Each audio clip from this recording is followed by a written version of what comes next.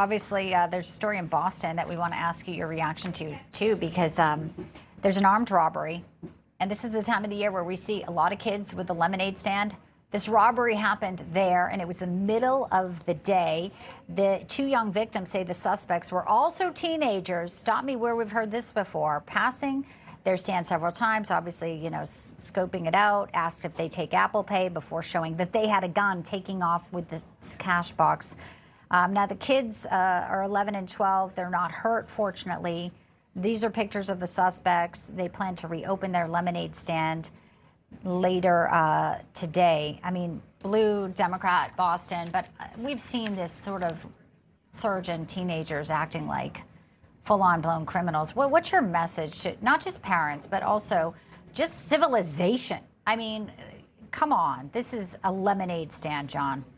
I tell you, Bianca, the first thing I thought about this morning when I saw this off of my morning coffees was, where were these kids raised? What makes Boston. them get a gun? What? Yeah. What? No, where were they raised? Who raised them?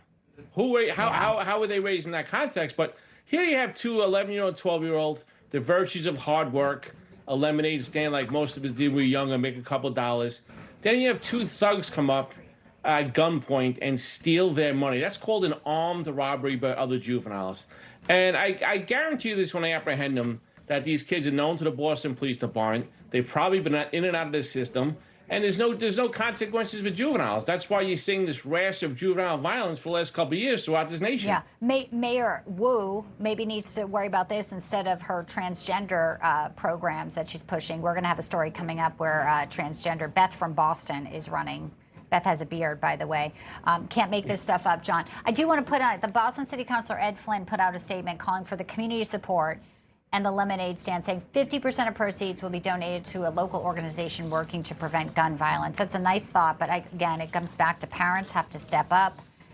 And I guess just a little bit of questions about, where we go. As I said, civilization, but I think getting back to faith, getting kids centered, bringing back the nuclear family. We can't continue on this path. Absolutely. You know what? And these kids, I believe, are back out there today, standing tall, working hard, selling their lemonade with the backing of the community. That's very important. But to your point, sometimes this world is upside down. You just shake your head at it. All right, John, it's so good to have you. And again, interesting comments, too, on Pasadena. That video is absolutely wild. We're glad the officer is okay, of course. Absolutely. Have a great weekend. You too. Thanks, John.